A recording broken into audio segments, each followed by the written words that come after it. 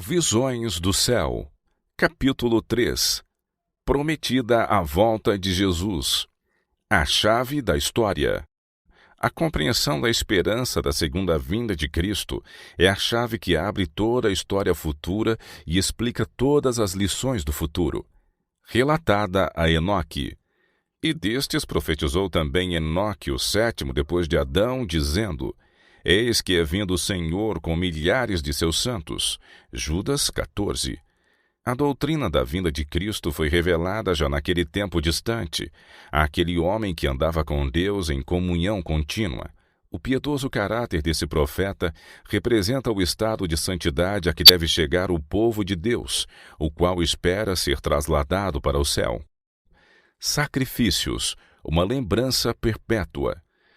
Nos tempos patriarcais, as ofertas sacrificais relacionadas com o culto divino constituíam uma lembrança perpétua da vinda de um Salvador, e assim era com todo o ritual dos sacrifícios do santuário na história de Israel.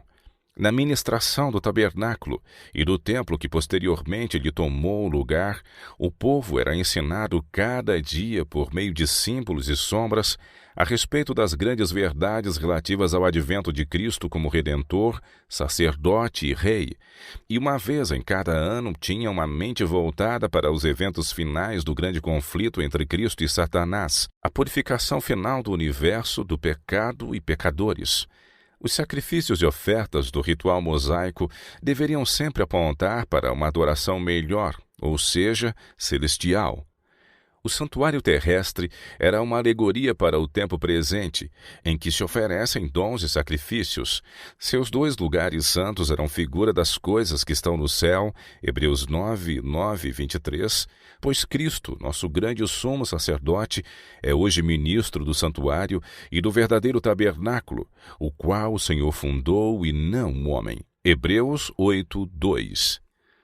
A morte do Cordeiro Pascal era a sombra da morte de Cristo.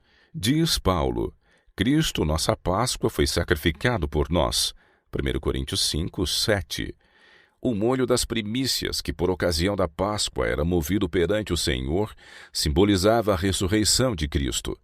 Falando da ressurreição do Senhor e de todo o seu povo, diz Paulo: Cristo, as primícias, depois os que são de Cristo na sua vinda.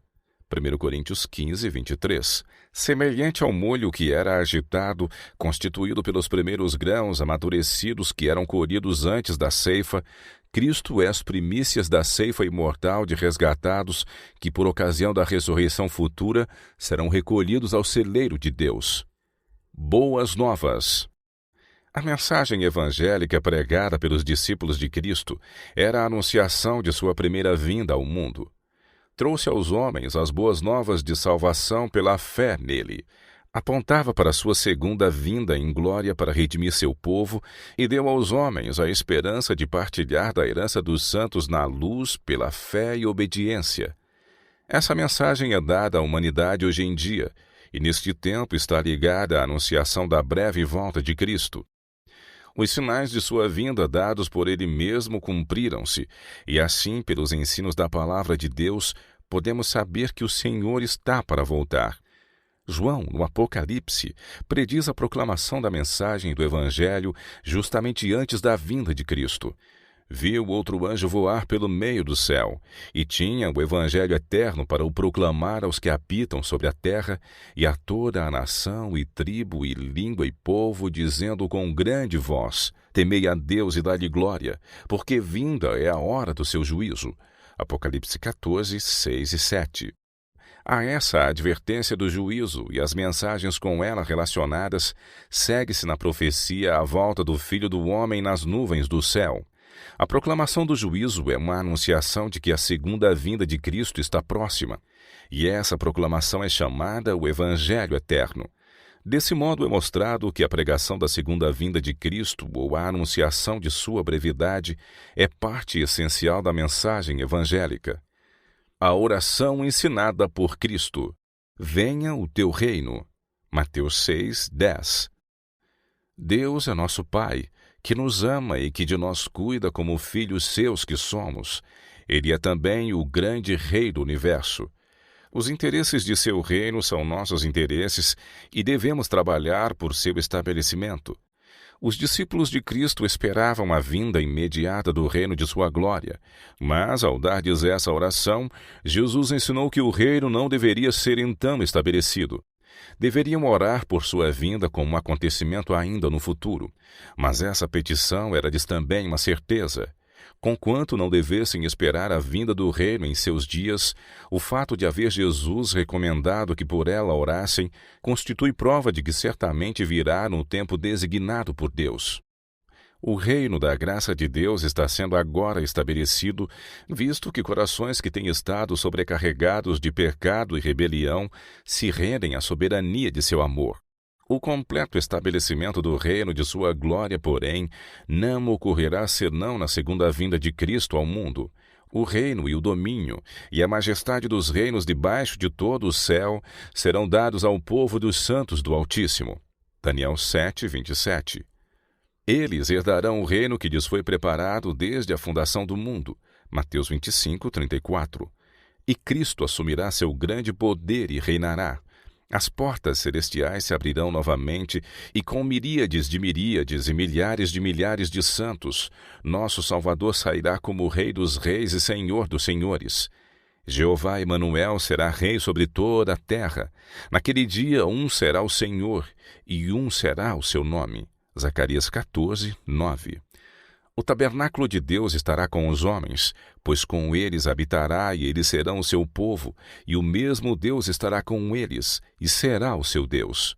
Apocalipse 21, 3.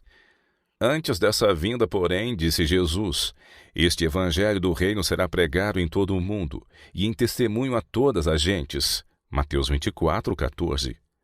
Seu reino não virá enquanto as boas novas de sua graça não houverem sido levadas a toda a terra. Assim, quando nos entregamos a Deus e ganhamos outras pessoas para Ele, apressamos a vinda de seu reino. Unicamente aqueles que se consagram a seu serviço, dizendo, eis-me aqui, envia-me a mim. Isaías 6, 8, para abrir os olhos cegos, para desviar homens das trevas à luz e do poder de Satanás a Deus, a fim de que recebam a remissão dos pecados e sorte entre os santificados. Atos 26, 18, unicamente eles oram com sinceridade, venha o teu reino. Mateus 6, 10. Promessa traz alegria. Quando Cristo ascendeu ao céu com suas mãos estendidas para abençoar os discípulos, uma nuvem de anjos o recebeu e o ocultou da vista deles.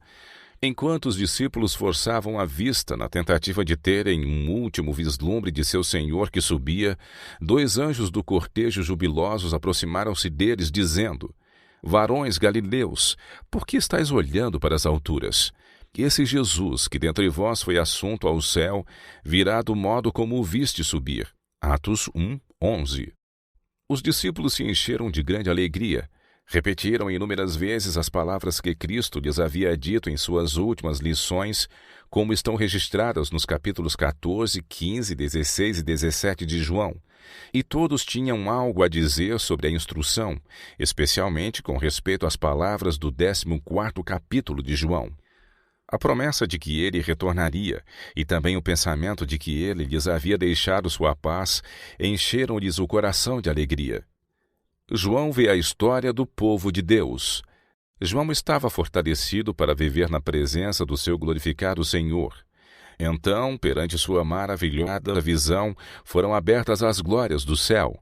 Foi-lhe permitido ver o trono de Deus e, olhando para além dos conflitos da terra, contemplar a multidão de remidos vestidos de branco.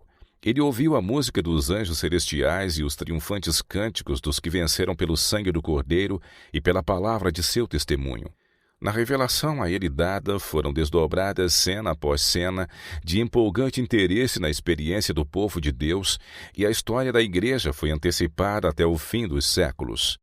Em figuras e símbolos, assuntos de vasta importância foram apresentados a João para que os relatasse, a fim de que o povo de Deus de sua época e de épocas futuras tivesse inteligente compreensão dos perigos e conflitos diante deles.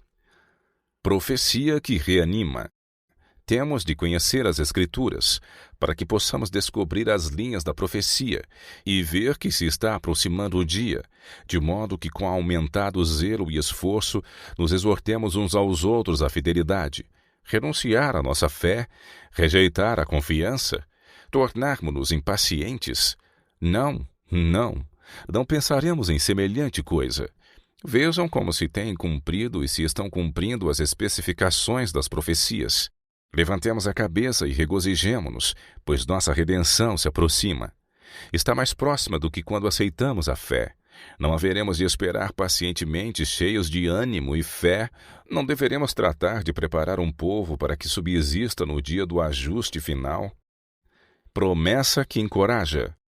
Mais de 1.800 anos são passados, desde que o Salvador deu a promessa de sua vinda. Através dos séculos, suas palavras têm enchido de ânimo o coração de seus fiéis. A promessa não se cumpriu ainda, mas nem por isso deixa de ser menos segura a palavra proferida.